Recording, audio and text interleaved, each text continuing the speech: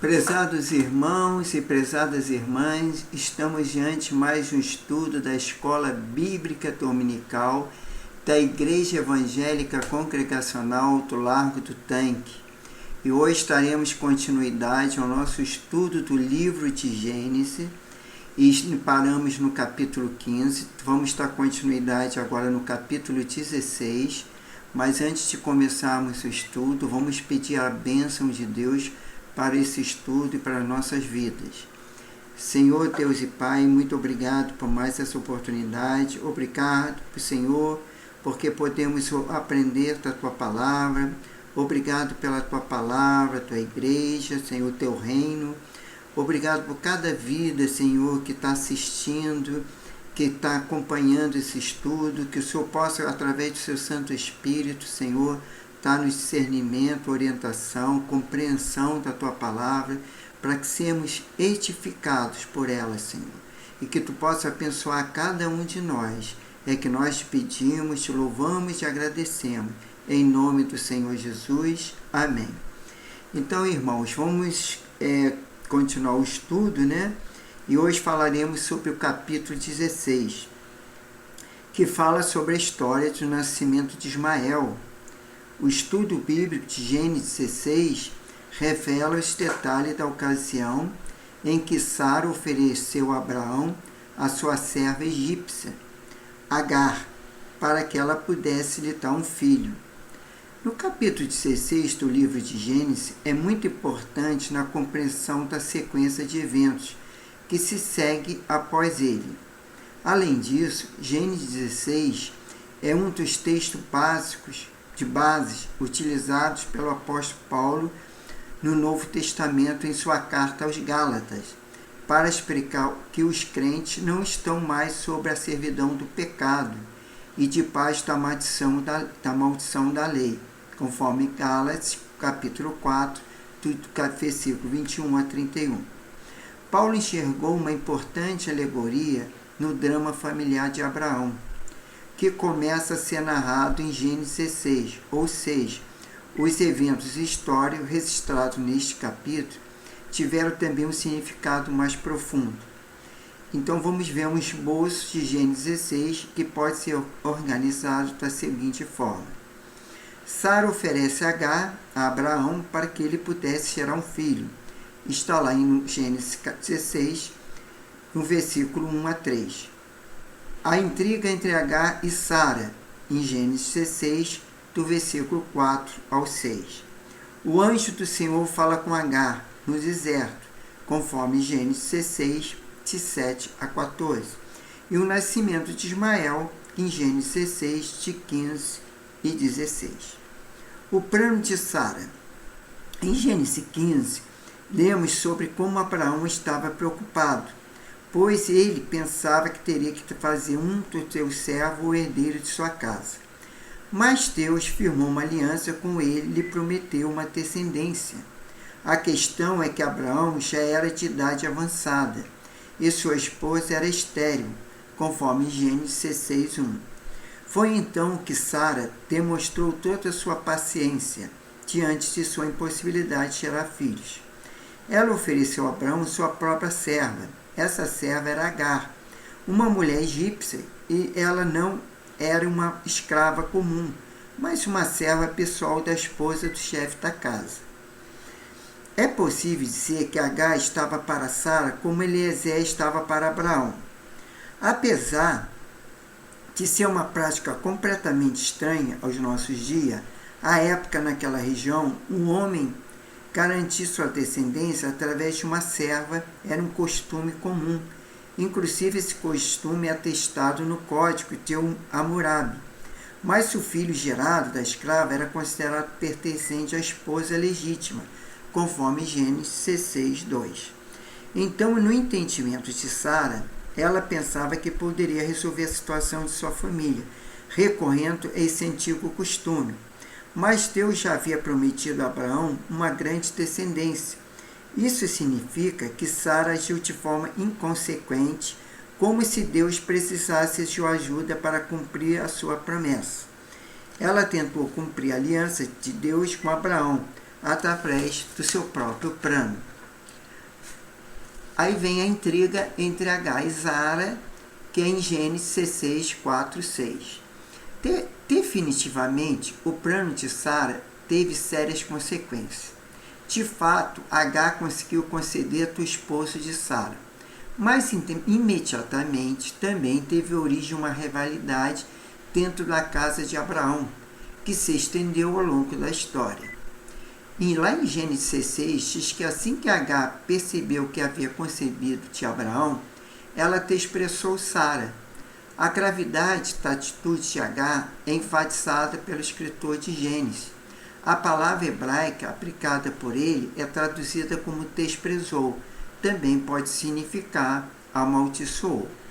Ao ser desprezada por Agar, Sara recorreu a Abraão e lhe contou o que aconteceu. Então Abraão lhe respondeu que ela tinha total autoridade sobre Agar e poderia fazer o que melhor parecesse. Daí o texto bíblico diz que Sara humilhou Agar e ela fugiu para o deserto. De acordo com as normas que regulamentavam o costume, o qual Sara recorreu, a esposa legítima não podia negociar ou expulsar a serva grávida do seu marido, mas ela poderia igualá-los aos outros escravos comuns, caso houvesse alguma situação problemática. Talvez seja exatamente isso que ela tenha ocorrido. Por esse motivo, o escritor bíblico que Sara humilhou Agar e ela fugiu, conforme lá de 16, versículo 6. O anjo do Senhor fala com Agar no deserto. Está lá em 16, versículos 7 a 14. A sequência do texto de Gênesis 16 diz que quando Agar fugiu de Sara, o anjo do Senhor lhe encontrou junto a uma fonte de água no deserto, junto à fonte no caminho de Sur. Essa localização indica que Agar provavelmente estava tentando retornar à sua própria terra, pois Sur era a região de fronteira do Egito. O anjo do Senhor questionou Agar acerca do que ela estava fazendo. Ele lhe aconselhou a retornar à casa de Abraão e se humilhar sob a autoridade de Sara. Mas o anjo do Senhor também lhe prometeu: multiplicarei sobremodo tua descendência, de maneira que, por numerosa, não será contada, conforme lá em Gênesis 16, versículo 10. Isso significa que Agar se tornaria mãe de um grande povo, assim como Abraão não seria apenas o pai de uma descendência eleita, mas também de uma numerosa descendência não eleita, isto é, que não pertenceria à família da promessa.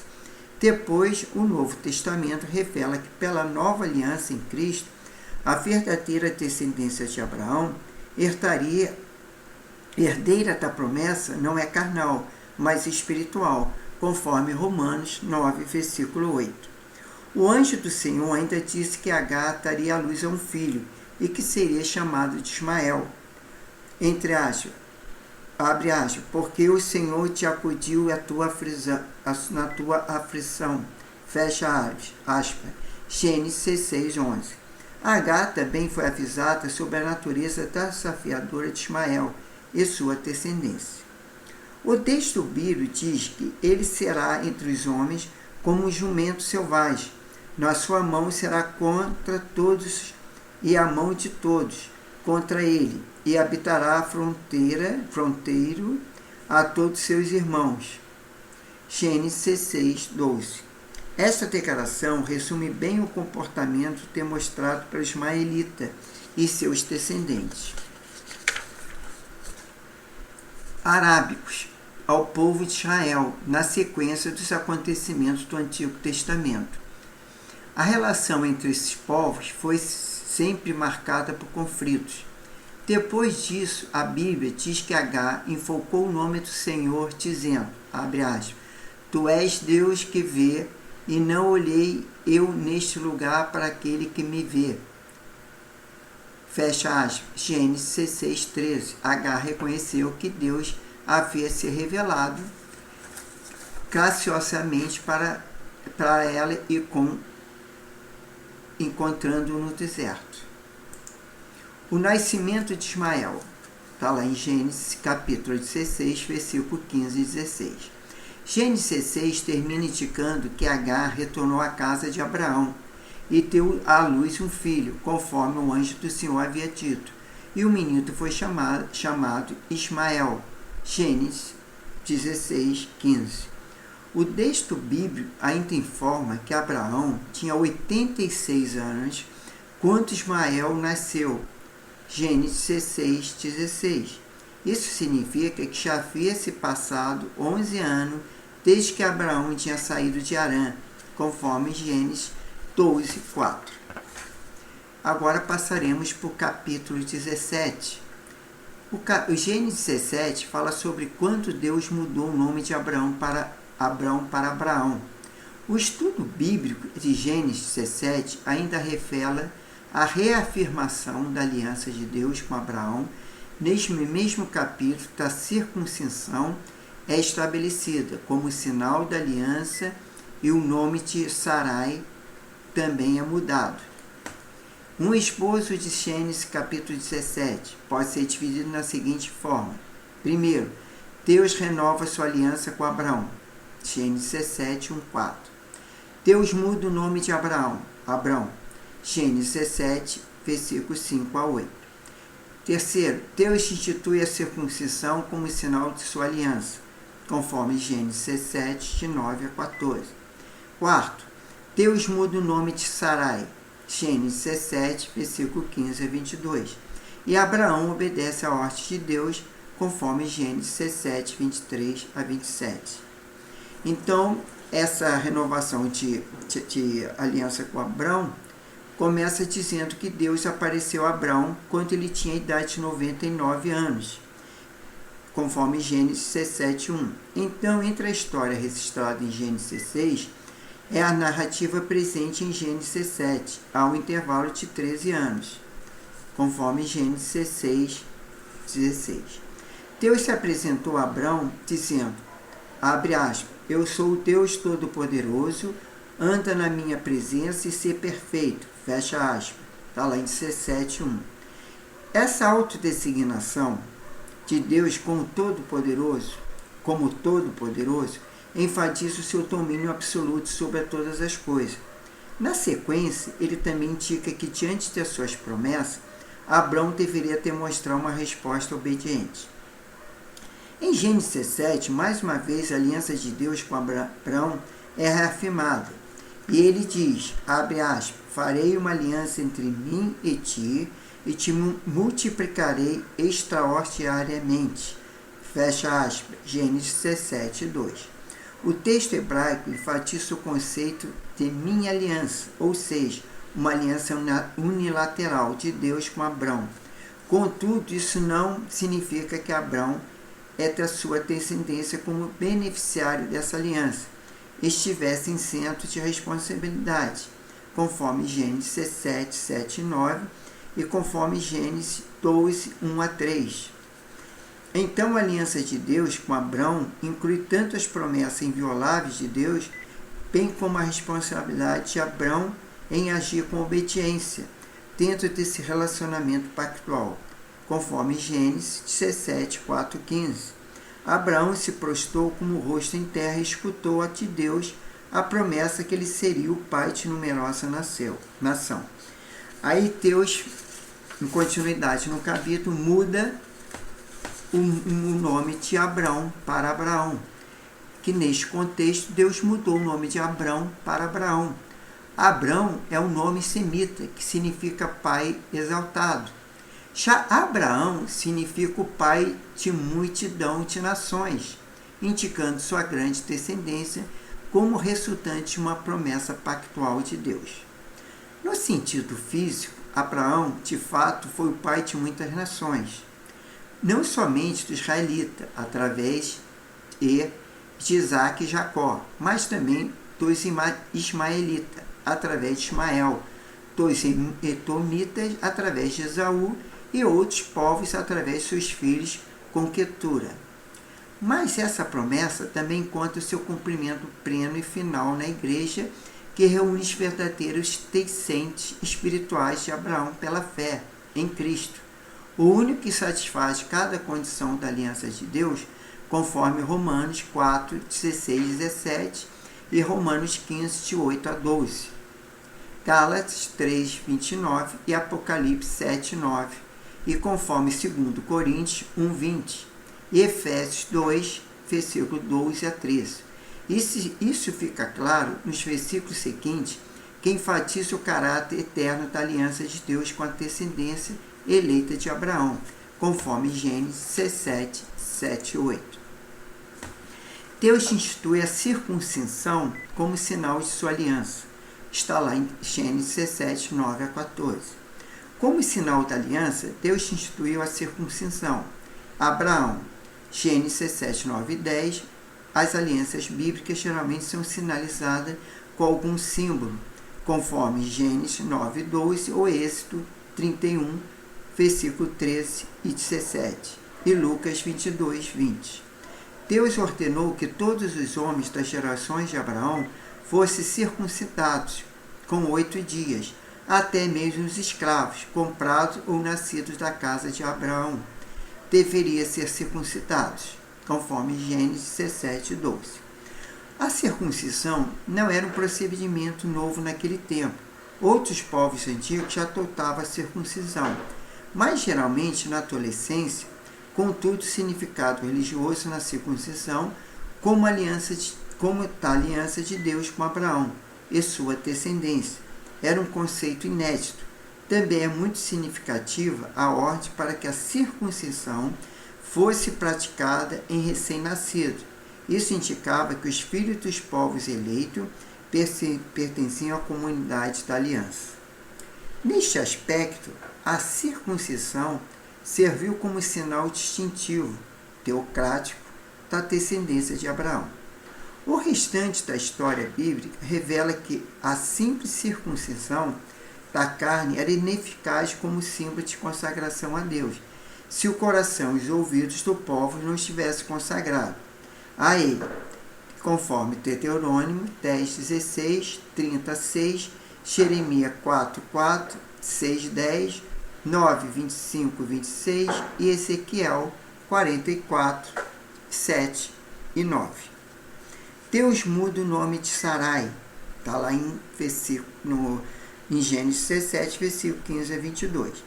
Deus não apenas mudou o nome de Abraão, mas também de Sarai, sua esposa. Acredita que o nome Sarai significa minha princesa.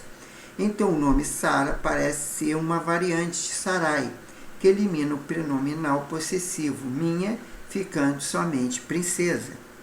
Deus prometeu que Sara conceberia Abraão, lhe daria um filho. Abraão até demonstrou certo ceticismo diante dessa promessa, pois ele e sua esposa estéril tinham idade muito avançada, e Abraão disse, abre aspas, a um homem de 100 anos há de nascer um filho? Darás à luz Sara com seus 90 anos? Fecha aspas. Está lá em Gênesis 17, 17. Então Abraão apresentou Ismael a Deus como um possível herdeiro do seu herdeiro, conforme Gênesis 17, 18. Mas Deus reafirmou a Abraão que Sara haveria de ser mãe e seu filho chamar Isaque. Deus prometeu abençoar Ismael e fazer dele uma grande nação. Mas em sua soberania, Deus elegeu Isaque como herdeiro da promessa e não Ismael, conforme Gênesis 17, do versículo 19 ao 22. Abraão obedece à ordem de Deus. Está lá no Gênesis 17, do 23 ao 27, que termina mostrando como Abraão obedeceu à ordem do Senhor quanto ao sinal da aliança. O escritor de Gênesis diz que naquele mesmo dia Abraão tomou a Ismael, todos os homens de sua casa, e circuncidou a todos eles. Ismael e Abraão foram circuncidados no mesmo dia. Ismael tinha 13 anos à época e Abraão tinha 99 anos. Bom, agora passaremos ao estudo do capítulo 18 de Gênesis. O Gênesis 18 fala sobre a vez em que Deus apareceu a Abraão, acompanhado de 2 anjos. O estudo bíblico de Gênesis 18 também resiste ao anúncio divino acerca da destruição das cidades de Sodoma e Gomorra. Na ocasião, Abraão ainda intercedeu pelas vidas dos habitantes de Sodoma que tivesse conduta justa. Um esposo bíblico de Gênesis 18 pode ser dividido na seguinte forma. Primeiro, o Senhor e 2 anjos aparecem a Abraão. Está lá em Gênesis 18, de 1 a 8. Segundo, o Senhor anuncia novamente que Sara seria mãe de um filho, conforme Gênesis 18, 9 ao 15. Terceiro, Deus anuncia a destruição de Sodoma e Gomorra, conforme Gênesis 18, 16 a 21. E Abraão intercede a Deus pelos homens justos da cidade, conforme Gênesis 18, 22 a 33. O Senhor e 2 anjos aparecem a Abraão. Gênesis 18 começa narrando mais um episódio de teofania do Antigo Testamento. Isso significa que na ocasião registrada no capítulo 18 de Gênesis, Deus apareceu a Abraão de forma visível. O texto bíblico diz que o Senhor apareceu a Abraão nos carvalhais de Mamré, quando ele estava sentado à entrada de sua tenda durante a hora mais quente do dia, conforme Gênesis 18:1. Abraão havia se mudado para aquele local após a separação de seu sobrinho Ló, que partiu para Sodoma, conforme Gênesis 12. Durante o período de maior calor do dia, era comum que os viajantes procurassem algum abrigo do sol quente. Então Abraão levantou os olhos e enxergou 3 homens em pé à sua frente. Rapidamente ele se tirou os 3 homens, demonstrando muita cordialidade e hospitalidade. Em certa região do Antigo Oriente, próximo, havia o costume de um anfitrião receber com hospitalidade os viajantes que cruzavam aquelas terras. Abraão ofereceu água para que os viajantes pudessem lavar os pés, repouso debaixo de uma árvore e uma refeição completa, com pão assado, novilho e leite, conforme Gênesis 18, 4 a 8. O escritor de Gênesis, desde o começo do seu registro em Gênesis 18, indica muito claramente o caráter sobrenatural da visita recebida por Abraão, bem como a identidade do próprio Deus como dos visitantes. Mas não é possível afirmar com exatidão se Abraão de fato reconheceu que estava diante do Senhor desde o início da visita. Contudo, na sequência da conversa, logicamente, Abraão entendeu que se tratava de uma teofania. Humildemente, Abraão saudou, hospedou, alimentou e despediu o próprio Deus e 2 dos seus anjos, manifestado em aparência humana. Talvez o escritor hebreu tivesse em mente a história de Gênesis 18, quando falou que, sem saber, alguns hospedaram anjos, conforme Hebreus 13, 2. O Senhor anuncia que Sara seria mãe de um filho, lá em Gênesis 18, de 9 a 15. Os visitantes perguntaram a Abraão sobre onde estava Sara. Abraão lhe respondeu que ela estava dentro da tenda. Então um dos ilustres visitantes disse que muitos em breve Sara haveria de dar à luz a um filho.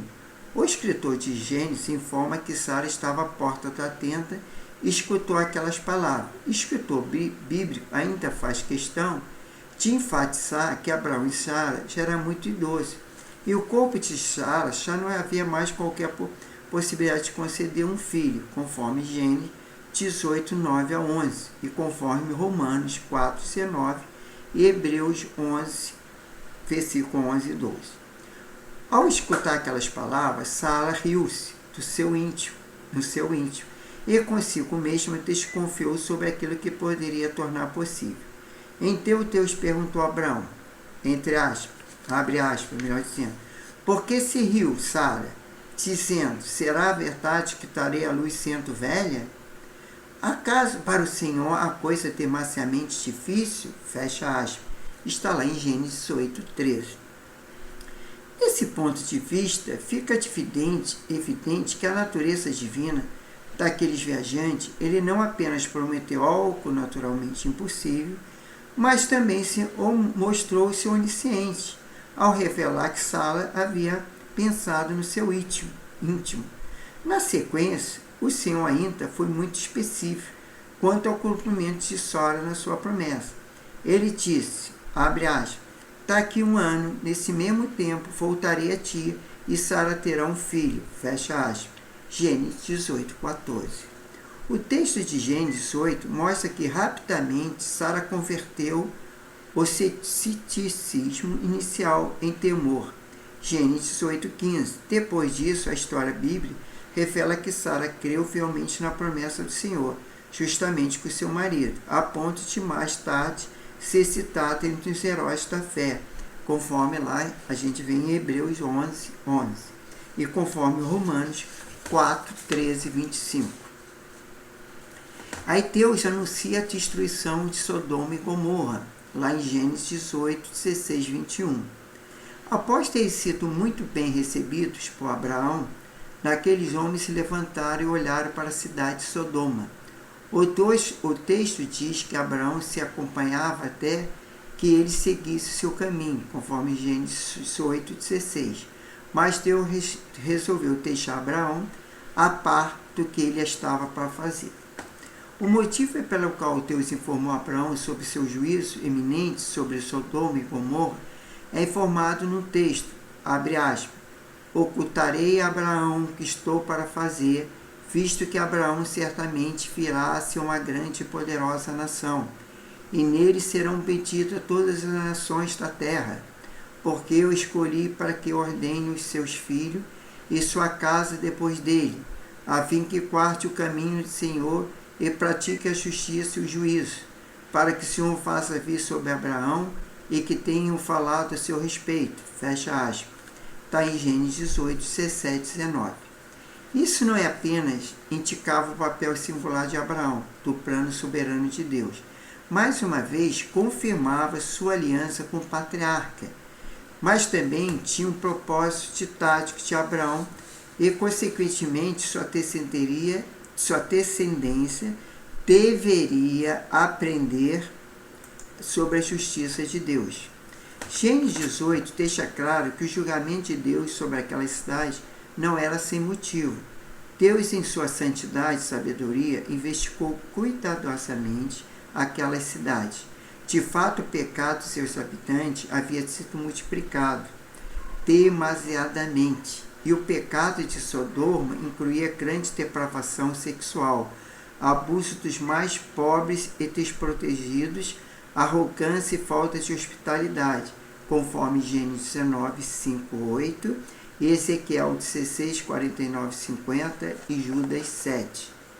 O clamor que denunciava a injustiça que ocorria naquelas terras havia chegado ao juiz de todas as terras, conforme Gênesis 8, 25. Então o julgamento divino era plenamente merecido e não um ato de tirania, conforme Gênesis 18, versículo 20 e 21. Abraão intercede pelos homens justos da cidade. Isso lá está em Gênesis 18, a 23, que termina com Abraão se pondo a interceder pelos habitantes da cidade de Sodoma. Os dois anjos partiram para Sodoma, enquanto que Abraão permaneceu na presença do Senhor, conforme Gênesis 18, 22. Abraão começou a se argumentar com o Senhor se a cidade poderia ser poupada, caso houvesse um homem justo entre seus habitantes. Muito provavelmente, Abraão estivesse preocupado, principalmente com seu sobrinho, que vivia em Sodoma. A questão é que naquela cidade não havia nem mesmo 10 homens justos, conforme Gênesis 18, 23 a 33. A série de perguntas e respostas entre Abraão e o Senhor, mais uma vez, revela o caráter inteiramente justo do castigo divino. Então, terminamos o capítulo 18. Nesse momento, falamos sobre o capítulo 17, né? Aliás, foi 16, 17 e 18. E na próxima aula nós falaremos provavelmente do 19, que tem como título: Ó, recebe os dois anjos em sua casa, e o 20 e o 21. Então, na próxima aula falaremos sobre esses mais uns 3 capítulos. Então, vamos agradecer a Deus por mais esse dia, por essa aula, né? E pedir a bênção, que Deus nos abençoe neste dia. Senhor Deus, meu Pai, muito obrigado, Senhor, pela Tua graça, Tua misericórdia, Teu amor, Teu perdão. Obrigado pelas nossas vidas, Pai, porque mais uma vez podemos estar aqui estudando a Tua Palavra, temos essa liberdade, Pai. Abençoe cada irmão, a cada irmã que vão assistir nas redes sociais, que o Senhor possa cada vez mais expandir esse estudo nas redes sociais, para que alcance mais vidas, que cada vida, Senhor, possam sentir sede e fome da Tua Palavra, que o Senhor possa nos abençoar cada dia, cada momento. Abençoe neste domingo, abençoe cada família, cada lar, que possa haver paz, compreensão, harmonia. Retire toda tristeza, todo sofrimento, toda dor, Pai. Cura nesse dia. Abençoe aqueles que vão estar ali na Tua casa para Te louvar, Te adorar. Que Tu possa estar abençoando, possa estar o Teu Santo Espírito movendo, que seja manifestada a Tua glória, o Teu amor a cada vida presente, aqueles que não puderem estar, que Tu possa estar abençoando e livrando de todo o mal. Seja conosco, seja com a Tua igreja, Pai, e nos abençoe. Tenha uma semana também abençoada, livra-te do mal, livra-nos do pecado, dá-nos conhecimento da Tua Palavra, compreensão, Senhor, sabedoria, Senhor, inteligência, para entendermos aquilo que Tu queres para as nossas vidas, Pai. Faça isso para a Tua glória, é o que nós Te pedimos e Te agradecemos, em nome do Senhor Jesus. Amém. Irmãos, então, a paz do Senhor Jesus, que Deus abençoe a todos e até a próxima aula.